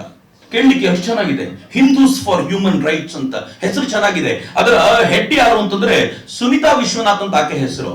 ನಾನು ಹಿಂದೂಸ್ ಫಾರ್ ಹ್ಯೂಮನ್ ರೈಟ್ಸ್ ಮನೆಗೆ ಹೋದ್ಮೇಲೆ ವಾಪಸ್ ನೀವು ಹಿಂದೂಸ್ ಫಾರ್ ಹ್ಯೂಮನ್ ರೈಟ್ಸ್ ಅಂತ ಅದರ ವೆಬ್ಸೈಟ್ಗೆ ಹೋಗಿ ಆ ವೆಬ್ಸೈಟ್ ಅಲ್ಲಿ ನೋಡಿದ್ರೆ ಗೊತ್ತಾಗುತ್ತೆ. ಹಿಂದೂಸ್ ಫಾರ್ ಹ್ಯೂಮನ್ ರೈಟ್ಸ್ ನಲ್ಲಿ ಅದರ ಅಡ್ವೈಸರಿ ಬೋರ್ಡ್ ಅಲ್ಲಿ ಯಾರ್ಯಾರು ಇದ್ದಾರೆ ಅಂತ ಕೇಳಿದ್ರೆ ಬಹುತೇಕರು ಕ್ರಿಶ್ಚಿಯನ್ರು ಮತ್ತು ಮುಸ್ಲಿಮ್ಸ್. ಅಮೆರಿಕಾದಲ್ಲಿ ಏನಾದ್ರು ಅಮೆರಿಕನ್ ಬೇಸ್ಡ್ NGO ಅದು. ಈ NGO ಏನ್ ಮಾಡುತ್ತೆ ಗೊತ್ತಾ? ಅಮೆರಿಕಾದಲ್ಲಿ ಯಾವ್ದಾದ್ರೂ ಹಿಂದೂ ವಿಚಾರ ಬಂದಾಗ ಹಿಂದೂಗಳು ಜೋರದಾರಾಗಿ ಮಾತಾಡ್ತಿದ್ರೆ, ಪ್ರಖರವಾದ ಹಿಂದೂಗಳು ಅದ್ರ ಕುರಿತಂತೆ ಮಾತಾಡ್ತಿದ್ರೆ, ಇದು ಮಧ್ಯ ಮೂಗು ತೂರಿಸಿ ಕೋರ್ಟಿಗೆ ಹೇಳುತ್ತೆ, ನಾನು ಕೂಡ ಹಿಂದುವೆ. ಹಿಂದೂಸ್ ಫಾರ್ ಹ್ಯೂಮನ್ ರೈಟ್ಸ್ ಅಂತ ಹೆಸರಿದೆಯಲ್ಲ, ಹೀಗಾಗಿ ಇಲ್ಲಿ ಮಾತನಾಡೋ ಹಕ್ಕು ನನಗೂ ಇದೆ, ನಾನು ಮಾತನಾಡ್ತೀನಿ ಅಂತ ಮಧ್ಯೆ ಮೂಗು ತೂರಿಸುತ್ತೆ. ಹೆಸರು ನೋಡಿದ ತಕ್ಷಣ ನಮ್ಮವ್ರು ಅನ್ಕೊಳ್ತಾರೆ ಯಾರೋ ಹಿಂದುವೇ ಇರಬೇಕು. ಅವ್ರೇನೋ ನೆಗೆಟಿವ್ ಮಾತಾಡುವಾಗ ಹಿಂದೂಗಳೇ ಸರಿ ಇಲ್ಲ ಕಣಯ್ಯ ಅಂತ ನಮ್ಮನ್ನ ನಾವು ಬೈಕೊಂಡು ಒಂದ್ ಹೆಜ್ಜೆ ಹಿಂದೆ ಬರ್ತೀವಿ. ಆದ್ರೆ ಒಳಗಿರೋದು ಯಾರು ಹಿಂದೂಗಳೇ ಅಲ್ಲ ರೀ. ಜಾರ್ಜ್ ಸೋರೋಸ್ ತರದವರು ಫಂಡ್ ಮಾಡ್ತಾ ಇರುವಂತ ಈ ತರದ ಆರ್ಗನೈಸೇಷನ್ಗಳು ಯಾವ ತರದ ಕಿರಿಕಿರಿ ಮಾಡ್ತವೆ ಅನ್ನೋದನ್ನ ನಾವು ಇಮ್ಯಾಜಿನ್ ಮಾಡ್ಲಿಕ್ಕೆ ಸಾಧ್ಯ ಆಗೋದಿಲ್ಲ ಅಂತ. ಮಿತ್ರ, ಇಲ್ಲಿ ಹೇಗಾಗುತ್ತೆ ಈಗ ಅಂತಂದ್ರೆ, ಈ ಫಿಲಾಂಥ್ರಪಿಸ್ಟ್ ಆರ್ಗನೈಸೇಷನ್ ಇಂದ ಫಂಡ್ ತಗೊಂಡು NGOಗಳು ಭಾರತದಲ್ಲಿ ಬೇಕಾದ ಕೆಲಸವನ್ನು ಇವೆಲ್ಲ ಮಾಡ್ತಾ ಇರ್ತವೆ. ಭಾರತದಲ್ಲಂತೂ ಹೆಂಗಿವೆ ಅಂತಂದ್ರೆ, ವಿಶ್ವವಿದ್ಯಾಲಯಗಳೇ ಇವ್ರು ಹೇಳಿರುವ ಕೆಲಸವನ್ನ ಮಾಡ್ಲಿಕ್ಕೆ ಸಿದ್ಧ ಇರುವಂತ ಅನೇಕ ವಿಶ್ವವಿದ್ಯಾಲಯಗಳಿವೆ. ಡೆಲ್ಲಿ ಯೂನಿವರ್ಸಿಟಿ ಭರ್ಜರಿಯ ಕೆಲಸ ಮಾಡ್ತಾವೆ. ಅಫ್ಕೋರ್ಸ್ ಜಾದವ್ಪುರ್ ಯೂನಿವರ್ಸಿಟಿ ಭರ್ಜರಿ ಕೆಲಸ ಮಾಡುತ್ತೆ. JNU ಬಗ್ಗೆ ನಾನು ಹೇಳಬೇಕಾದಂತ ಅಗತ್ಯ ಇಲ್ಲ. ಆಫ್ಟರ್ ಅ ಲಾಂಗ್ ಟೈಮ್, ಕಳೆದ 10 ವರ್ಷಗಳಿಂದ ABVP ಸ್ವಲ್ಪ ಫೈಟ್ ಮಾಡ್ತಾ ಇದೆ. ನಮ್ದೊಂದು ಸ್ವಲ್ಪ ಕೂಗು ಎಳ್ಲಿಕ್ಕೆ ಸಾಧ್ಯವಾಗಿದೆ. ಇಲ್ಲದೆ ಹೋಗಿದ್ರೆ ಈ ದಾಂತೆವಾಡದಲ್ಲಿ ನಕ್ಸಲರು CRPF ಯೋಧರನ್ನ ಕೊಂದಾಗ ಸಂಭ್ರಮಿಸಿದ ಜನ JNUನವರು ಒಬ್ರು ಮಾತಾಡಿರ್ಲಿಲ್ಲ. ಅಜೀಂ ಪ್ರೇಮ್ಜಿ ಯೂನಿವರ್ಸಿಟಿ ಅದು ನಮ್ಮ ನಡುವೆ ಗೌರವವನ್ನು ಪಡ್ಕೊಂಡು ಅವ್ರ ಪರವಾಗಿ ಕೆಲಸ ಮಾಡುತ್ತೆ. ಅಜೀಂ ಪ್ರೇಮ್ಜಿ ಯೂನಿವರ್ಸಿಟಿಗೆ ಸರ್ಕಾರಗಳು ಹೆಂಗ್ ಬಾಗಿವೆ ಅಂತಂದ್ರೆ ಸಮಟೈಮ್ಸ್ ನನ್ಗೆ ಅನ್ಸುತ್ತೆ ಸರ್ಕಾರಗಳಿಗೆ ಗೊತ್ತಾಗುತ್ತೋ ಇಲ್ವೋ ಅಥವಾ ಯಾರು ಮಾಡಿದ್ರು ಸರಿ ಅನ್ಕೊಳ್ತಾರೋ ಏನೋ, ಈ ದೇಶದಲ್ಲಿ ನ್ಯಾಷನಲ್ ಎಜುಕೇಶನ್ ಸಿಸ್ಟಮ್ ಅಥವಾ ಪಾಲಿಸಿ ಅಂತ ಏನ್ NEP ತಂದಿದ್ದಾರೋ ಆ NEP ಯ ಬಹುಪಾಲು ನಿರ್ಣಯ ಮಾಡಿದ್ರು ಅಜೀಂ ಪ್ರೇಮ್ಜಿ ಯೂನಿವರ್ಸಿಟಿ ಇರಬಹುದಿದೆ. ಆದ್ರೆ ಸೆಂಟ್ರಲ್ ಅದನ್ನ ಹಿಡ್ಕೊಂಡು ಕೂತಿದೆ. ಸೆಂಟ್ರಲ್ ಗವರ್ಮೆಂಟ್ಗೂ ಅಜೀಂ ಪ್ರೇಮ್ಜಿಯ ಕುರಿತಂತೆ ಗೊತ್ತಿದೆಯೋ ಇಲ್ವೋ ಅಥವಾ ಗೊತ್ತಿದ್ರು ಅನಿವಾರ್ಯತೆಯೋ ಗೊತ್ತಿಲ್ಲ ನನಗೆ, ಆದ್ರೆ ಗೊತ್ತಿದೆ. ಇವೆಲ್ಲವೂ ಅಜೀಂ ಪ್ರೇಮ್ಜಿ ಯೂನಿವರ್ಸಿಟಿ ಮಾಡುತ್ತೆ. ನಾನು ಕರ್ನಾಟಕದಲ್ಲಿ ಒಬ್ಬ ಎಜುಕೇಶನ್ ಮಿನಿಸ್ಟರ್ ಹತ್ರ ಒಂದ್ಸಲ ಮಾತಾಡ್ತಾ ಈ ವಿಚಾರ ಹೇಳಿದೆ. ಅಜೀಂ ಪ್ರೇಮ್ಜಿ ಯೂನಿವರ್ಸಿಟಿಯ ಕೆಲವು ಟ್ರೈನರ್ಸ್ಗಳು ನಮ್ಮ ಕರ್ನಾಟಕ ಸ್ಕೂಲ್ಗಳನ್ನ ಟೀಚರ್ಗಳನ್ನ ಟ್ರೈನ್ ಮಾಡ್ತಾರೆ. ಟ್ರೈನ್ ಮಾಡುವಾಗ ಮಿತ್ರ ಯಾರಾದ್ರೂ ಅವರ ಟ್ರೈನಿಂಗ್ ಅಲ್ಲಿ ಹೋಗಿದ್ರೆ ಗೊತ್ತಿರುತ್ತೆ, ಉದ್ದಕ್ಕೂ ಹಿಂದೂ ಧರ್ಮವನ್ನು ಬೈಕೊಂಡು ಬರ್ತಾರೆ. ಆ ಟ್ರೈನಿಂಗ್ ಅಲ್ಲಿ ಹೋದವ್ರು ಕೆಲವರು ಫೋನ್ ಮಾಡ್ತಾರೆ, ಸರ್ ದಿನ ಬೆಳಗಾದ್ರೆ ನಮ್ ಧರ್ಮವನ್ನ ಬೇರೆ ಬೇರೆ ಇಶ್ಯೂಗಳಲ್ಲಿ ಬೈತಾರೆ, ನಾವೇನಾದ್ರೂ ಮಾತಾಡ್ಲಿಕ್ಕೆ ಹೋದ್ರೆ ಬಾಯಿ ಮುಚ್ಕೊಂಡು ಕೂತ್ಕೊಳ್ಳಿ ಅಂತ ನಮಗ್ ಬೈದ್ ಬಿಡ್ತಾರೆ, ಎಲ್ರ ಮುಂದೆ ಅವಮಾನ ಮಾಡ್ಬಿಡ್ತಾರೆ, ಅದಕ್ಕೆ ನಾವೇನು ಮಾತಾಡುವಂತಿಲ್ಲ, ಏನಾದ್ರೂ ಮಾಡಿ ಸರ್ ಅಂತ. ನಾನು ಹಿಂದೆ ಒಬ್ಬ ಎಜುಕೇಶನ್ ಮಿನಿಸ್ಟರ್ ಜೊತೆಗೆ ಮಾತಾಡಿದ್ರೆ ಏನಂದ್ರು ಗೊತ್ತಾ ಅವರಂದ್ರು ಅಜೀಂ ಪ್ರೇಮ್ಜಿ ಯೂನಿವರ್ಸಿಟಿ ಅವರು ನಮ್ಗೆ ತುಂಬಾ ಹೆಲ್ಪ್ ಮಾಡ್ತಾರೆ, ಗವರ್ಮೆಂಟ್ ಸ್ಕೂಲ್ಗಳ ಕಟ್ಟಡ ಎಲ್ಲ ಕಟ್ಟಿಸ್ಕೊಡ್ತಾರೆ, ಪೇಂಟಿಂಗ್ ಎಲ್ಲ ಮಾಡಿಸ್ಕೊಡ್ತಾರೆ. ನಾವ್ ಈ ವಿಚಾರದಲ್ಲಿ ಹೆಂಗ್ ಗಲಾಟೆ ಮಾಡೋದು ಅವ್ರ ಹತ್ರ? ಏನ್ರಿ ಇದು? ನೀವು ಹಾರ್ಡ್ ಕೋರ್ ಆಗಿರುವಂತ ಸಂಗತಿಗಳಲ್ಲಿ ಇವರು ತಮ್ಮದ್ದೇ ಪ್ರಭಾವವನ್ನು ಮಂಡಿಸ್ತಿದ್ದಾರೆ, ಆದ್ರೆ ತಮ್ಮ ಹತ್ರ ಇರುವ ದುಡ್ಡಿನಿಂದ ಒಂದಷ್ಟು ಬಿಲ್ಡಿಂಗ್ ಕಟ್ಕೊಟ್ಬಿಟ್ರು ಅಂತ ನಾವು ಮೂಲ ಸಂಗತಿಗಳನ್ನೇ ಮರೆಯುವಂತ ಸ್ಥಿತಿ ಇದೆಯಲ್ಲ, ನಮ್ ಸ್ಥಿತಿ ಬಹಳ ಗಂಭೀರವಾಗಿದೆ. ಆದ್ರೆ ಬರೀ ಇಷ್ಟೇ ಅಲ್ಲ, ಇದಕ್ಕೆ ಸರಿಯಾಗಿ ಸೋಷಿಯಲ್ ಮೀಡಿಯಾಗಳನ್ನ ಹೇಗೆ ಇವತ್ತು ಮ್ಯಾನಿಪುಲೇಟ್ ಮಾಡಲಾಗ್ತಿದೆ ಅಂತಂದ್ರೆ ಮಿತ್ರ, ಸೋಷಿಯಲ್ ಮೀಡಿಯಾ ಅಂತೂ ಯಾವ ಪರಿ ಡೇಂಜರಸ್ ಆಗಿದೆ ಅಂದ್ರೆ, ತರುಣರು ಯಾರು ಇರ್ತಾರೋ ಅವ್ರ ಕೈಯಲ್ಲಿ ಮೊಬೈಲ್ ಇದೆ, ಮೊಬೈಲ್ ಅಲ್ಲಿ ಇನ್ಸ್ಟಾಗ್ರಾಮ್, ಫೇಸ್ಬುಕ್ ಸತ್ತೋಗಿದೆ ಇವತ್ತು, ಇನ್ಸ್ಟಾಗ್ರಾಮ್ ಅಲ್ಲಿ ಕೂತಿರ್ತಾರೆ. ಇನ್ಸ್ಟಾಗ್ರಾಮ್ ನಲ್ಲಿ ಇವರಿಗೆಲ್ಲ ಖುಷಿ, ನಾನೇನ್ ನೋಡ್ಬೇಕು ಅನ್ಕೊಳ್ತೀನೋ ಅದೇ ನೋಡ್ತಾ ಇದ್ದೀನಿ ಅಂತ. ಇಲ್ಲ ರೀ, ಮೆಟಾ ನಿಮ್ಗೆ ಏನ್ ತೋರಿಸ್ಬೇಕು ಅಂತ ಡಿಸೈಡ್ ಮಾಡಿದ್ಯೋ ಅದನ್ನೇ ನೋಡೋದು ನೀವು. ನೀವೇನ್ ನೋಡಬೇಕು ಅದನ್ನ ನೋಡ್ಲಿಕ್ಕೆ ಸಾಧ್ಯವೇ ಇಲ್ಲ. ಮೆಟಾ ಹೇಳಿದ್ದನ್ನೇ ನೀವು ನೋಡಬೇಕಾಗಿರುವಂತ ಸ್ಥಿತಿ ಇವತ್ತು ನಮ್ಗೆಲ್ಲ ಇದೆ. ಯಾಕೆ ಅಂತಂದ್ರೆ ಮೆಟಾದ ಓನರ್ ಮಾರ್ಕ್ ಜುಕರ್ಬರ್ಗ್ ಇತ್ತೀಚೆಗೆ ಅಮೆರಿಕಾದಲ್ಲಿ ಒಂದು ಕನ್ಫೆಷನ್ ಲೆಟರ್ ಕೊಟ್ಟ. ಆ ಲೆಟರ್ ಅಲ್ಲಿ ಏನ್ ಹೇಳಿದ ಗೊತ್ತಾ ಅವನು? ನಾನು ಕಳೆದ ಚುನಾವಣೆಯ ಸಂದರ್ಭದಲ್ಲಿ ಜೋ ಬೈಡನ್ ನ ಮಗನ ವಿರುದ್ಧದ ಇರುವಂತ ಆಪಾದನೆಗಳನ್ನ ಫೇಸ್ಬುಕ್ ಅಲ್ಲಿ ಇನ್ಸ್ಟಾಗ್ರಾಮ್ ಅಲ್ಲಿ ಬರದೇ ಇರೋ ತರ ನಾನು ಅದನ್ನ ತಡೆ ಹಿಡಿದಿದ್ದೆ, ಅದು ತಪ್ಪು ಅಂತ ನನಗೆ ಈಗ ಅನ್ಸುತ್ತೆ, ಈ ತಪ್ಪಿಗೆ ನಾನು ಕ್ಷಮೆ ಯಾಚಿಸ್ತೀನಿ ಅಂತ. ಮುಗಿದೋಯ್ತು, ಎಲೆಕ್ಷನ್ ಮುಗಿದು ಟ್ರಂಪ್ ಸೋತು ಜೋ ಬೈಡನ್ 4 ವರ್ಷ ಕಳೆದು ಹೋಯ್ತು. ಈ ಬಾರಿ ಜೋ ಬೈಡನ್ ರೇಸಲ್ಲೂ ಇಲ್ಲ, ಪಕ್ಕಕ್ಕೆ ಹೋಗಾಯ್ತು. ಏನ್ ಶಿಕ್ಷೆ ಅವನಿಗೆ? ಅಮೆರಿಕಾದ ಎಲೆಕ್ಷನ್ ಮ್ಯಾನಿಪುಲೇಟ್ ಮಾಡಿರಬಹುದಾದ್ರೆ ಈ ಸಲ 2024 ಅಲ್ಲಿ ಯಾವ ತರದ ಮ್ಯಾನಿಪುಲೇಷನ್ ನಡೆದಿರಬೇಕು? ಎಷ್ಟು ಯೂಟ್ಯೂಬ್ ವಿಡಿಯೋಗಳು ಮಿತ್ರ, ಆ ವಿಡಿಯೋಗಳು ಈ ದೇಶದ ವಿರುದ್ಧದ, ಹಿಂದೂ ಧರ್ಮದ ವಿರುದ್ಧದ, ಜಾತಿಗಳ ನಡುವೆ ಕದನ ಹಚ್ಚಬಲ್ಲಂತ ವಿಡಿಯೋಗಳು ಹರಡುತ್ತಲ್ಲ, ಯಾರು ಹರಡಿಸಿದ್ರು ಇದನ್ನ? ಹೇಗ್ ಬಂತು ಅಂತ ಯಾವತ್ತಾದ್ರೂ ಯೋಚನೆ ಮಾಡಿದ್ದೀರೇನು? ಇದೆಲ್ಲವೂ ಈ ಡೀಪ್ ಸ್ಟೇಟ್ ನ ಒಂದು ಸಣ್ಣ ಭಾಗ ಅಷ್ಟೇ. ಈ ಡೀಪ್ ಸ್ಟೇಟ್ ನ ಮುಂದುವರಿದ ಭಾಗ ಇವತ್ತು ಹೆಂಗಿದೆ ಅಂತಂದ್ರೆ, ನಮ್ಗೆಲ್ಲರಿಗೂ ಗೊತ್ತಿಲ್ಲದಂತೆ ಇವತ್ತು ನಡೆಯುತ್ತಲ್ಲ, ಗೌರಿ ಲಂಕೇಶ್ ನ ಕುರಿತಂತೆ ನನ್ನ ಮಿತ್ರ ಚಂದ್ರು ಹೇಳಿದ್ರು, ಗೌರಿ ಲಂಕೇಶ್ ತೀರ್ಕೊಂಡ್ರು, ಮುಗಿತು. ಗೌರಿ ಲಂಕೇಶ್ ಯಾರು ಅಂತ ಕರ್ನಾಟಕದ ಆಚೆ ಗೊತ್ತಿತ್ತೋ ಇಲ್ವೋ ನಂಗೆ ಗೊತ್ತಿಲ್ಲ, ಆದ್ರೆ ಇವತ್ತು ಗೌರಿ ಲಂಕೇಶ್ ಹೆಸರಲ್ಲಿ ವಿದೇಶದ ಯೂನಿವರ್ಸಿಟಿ ಒಂದು ಪ್ರಶಸ್ತಿ ಕೊಡುತ್ತೆ. ಆಕೆಯ ಹೆಸರಲ್ಲಿ ಡೆಮೋಕ್ರಸಿಗೋಸ್ಕರ ಫೈಟ್ ಮಾಡಿದ್ದಾರೆ ಅಂತ ಹೇಳಿ ಆಕೆಯ ಹೆಸರಲ್ಲಿ ಪ್ರಶಸ್ತಿ ಕೊಡುತ್ತೆ. ಹೆಂಗೆ? ಯಾಕೆ? ಉತ್ತರ ಪ್ರದೇಶದಲ್ಲಿ ಒಬ್ಬ ವ್ಯಕ್ತಿ ಇಸ್ಲಾಂನ ಕುರಿತಂತೆ ಏನೋ ಮಾತಾಡಿ ಜೈಲಿಗೆ ಹೋಗಿದ್ದ, ಆಮೇಲೆ ವಾಪಸ್ ಬಂದಾಗ ಒಂದು ಕತ್ತನ್ನ ಕಡಿಯಲಾಯ್ತು ರಸ್ತೆಯಲ್ಲೇ. ನೆನಪಿದೆಯಾ ಹೆಸರು? ಕಮಲೇಶ್ ತಿವಾರಿಯನ್ನ ರಸ್ತೆಯಲ್ಲಿ ನಿಲ್ಲಿಸಿ ಕಳೆದೋದ್ರು ಅವರನ್ನ. ಕಮಲೇಶ್ ತಿವಾರಿ ಅನೇಕ ತಿಂಗಳ ಕಾಲ ಜೈಲಿನಲ್ಲಿದ್ದ. ನುಪುರ್ ಶರ್ಮಾ ಒಂದು ಲೈವ್ ಡಿಬೇಟ್ ನಲ್ಲಿ ಒಂದು ಮಾತು ಹೇಳಿದ್ಲು ಅಂತ ಇವತ್ತಿಗೂ ಕೂಡ ಧೈರ್ಯವಾಗಿ ಎದುರಿಗೆ ಬರ್ಲಿಕ್ಕೆ ಆಗದೆ ಇರುವಂತ ಸ್ಥಿತಿ ಇದೆ. ಯಾಕೆ ಅಂತಂದ್ರೆ ಅವ್ರಿಗೆ ಗೊತ್ತಿದೆ ಇವ್ರು ತುಂಬಾ ದೊಡ್ಡದಾಗಿ ನೆನ್ಪಿಟ್ಕೊಳ್ಳುವಂತ ಪ್ರಮೇಯದಲ್ಲಿಲ್ಲ ಅಂತ. ಮಿತ್ರ, ಇವತ್ತು ಇವ್ರ ನೆಕ್ಸಸ್ ಎಷ್ಟು ಸ್ಟ್ರಾಂಗ್ ಆಗಿದೆ ಅಂತಂದ್ರೆ, ನಾನು ಕನ್ಕ್ಲೂಡಿಂಗ್ ಪಾರ್ಟಿಗೆ ಬಂದ್ಬಿಡ್ತೀನಿ. ನೆಕ್ಸಸ್ ಎಷ್ಟು ಸ್ಟ್ರಾಂಗ್ ಆಗಿದೆ ಅಂತಂದ್ರೆ, ರಾಷ್ಟ್ರಗಳನ್ನೇ ಆಪೋಷಣ ತೆಗೆದುಕೊಳ್ಳುವಷ್ಟು ಸ್ಟ್ರಾಂಗ್ ಆಗಿ ಇವರು ಕೂತಿದ್ದಾರೆ ಅಂತ. ಭಾರತದಲ್ಲಿ ಇವರು, ನಂಗೆ ಗೊತ್ತಿಲ್ಲ ಇದನ್ನ ಪೊಲಿಟಿಕಲ್ ಅಂತ ನೀವು ತಗೊಂಡ್ರೆ ನಾನೇನು ಮಾಡ್ಲಿಕ್ಕೆ ಆಗೋದಿಲ್ಲ, ಆದ್ರೆ ಇಟ್ಸ್ ನಾಟ್ ಪೊಲಿಟಿಕಲ್. ನಾನು ಇದನ್ನ ನೇರವಾಗಿ ಷಡ್ಯಂತ್ರದ ಭಾಗವಾಗಿ ತೆಗೆದುಕೊಳ್ತೀನಿ.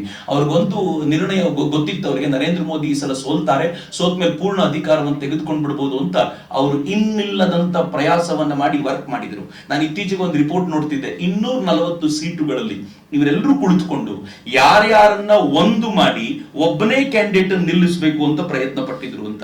ಉತ್ತರ ಪ್ರದೇಶದಲ್ಲಂತೂ ಯಾರ ವಿರುದ್ಧ ಯಾರನ್ನು ಹಾಕಬೇಕು, ಎಲ್ಲ ಇತರೆ ಪಕ್ಷಗಳು ಒಟ್ಟಾಗಿ ಇವರೊಬ್ಬರನ್ನ ಹೆಂಗ್ ತರಬೇಕು, ಇವೆಲ್ಲವನ್ನು ಕ್ಯಾಲ್ಕುಲೇಟ್ ಮಾಡಿ ಉತ್ತರ ಪ್ರದೇಶದಲ್ಲಿ ತರಲಾಗಿತ್ತು. ಆದ್ರೆ ಏನೋ ರಾಮ ಮಂದಿರದ ಪ್ರಭಾವವೋ ಏನೋ, ನರೇಂದ್ರ ಮೋದಿ ಪೂರ್ಣ ಬಹುಮತ ಅಲ್ಲದೆ ಹೋದ್ರು ಅಥವಾ ಅಧಿಕಾರ ನಡೆಸಲಿಕ್ಕೆ ಸಾಧ್ಯವೇ ಇಲ್ಲ ಅನ್ನುವಂತ ಸ್ಥಿತಿಗೇನು ಹೋಗ್ಲಿಲ್ಲ, ಅಧಿಕಾರಕ್ಕೆ ಬಂದ್ಬಿಟ್ರು. ಟೆನ್ಷನ್ ಶುರು ಆಗ್ಬಿಟ್ಟಿದೆ ಅವರಿಗೆ. ಈಗ ಏನ್ ಮಾಡಿದ್ದಾರೆ ಗೊತ್ತಾ? ನರೇಂದ್ರ ಮೋದಿ ಬರೋಕ್ಕಿಂತ ಒಂದೂವರೆ ವರ್ಷದ ಮುಂಚೆ ಅಮೆರಿಕ ಈ ದೇಶಕ್ಕೆ ಎರಿಕ್ ಗಾರ್ಸೆಟ್ಟಿ ಅನ್ನುವಂತ ರಾಜದೂತನನ್ನು ಕರ್ಕೊಂಡು ಬಂತು. ಯಾಕೆಂದ್ರೆ ಎರಿಕ್ ಗಾರ್ಸೆಟ್ಟಿ ಮೇಲೆ ಅವನ ಟೀಮಿನ ಮೆಂಬರ್ಗಳು ಸೆಕ್ಸುವಲ್ ಹರಾಸ್ಮೆಂಟ್ ಮಾಡಿರುವಂತ ಆರೋಪ ಇದೆ.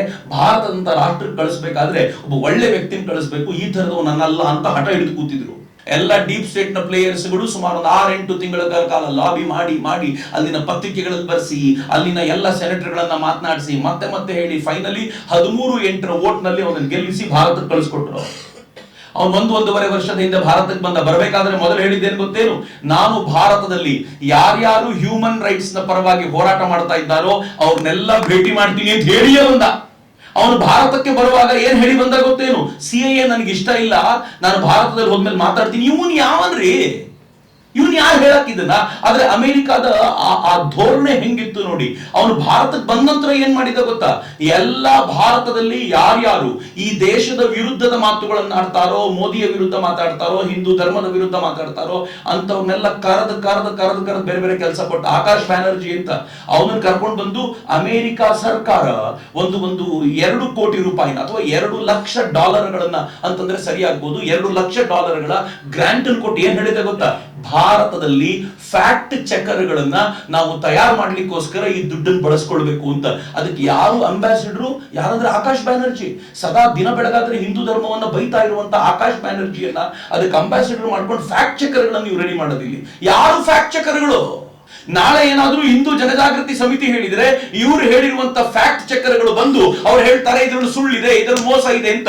ನಾವು ಒಂದ್ಸಲ ಅದನ್ನ ನೋಡಿದ ತಕ್ಷಣ ಇನ್ ಮುಂದೆ ಇದು ಯಾವ್ದನ್ನು ನೋಡೋದೇ ಬೇಡ ಅಂತ ಡಿಸೈಡ್ ಮಾಡಿರ್ತೀವಿ. ಬಿಕಾಸ್ ಫ್ಯಾಕ್ಟ್ ಚೆಕರ್ಗಳು ಹೇಳಿರ್ತಾರೆ ಅಂತ.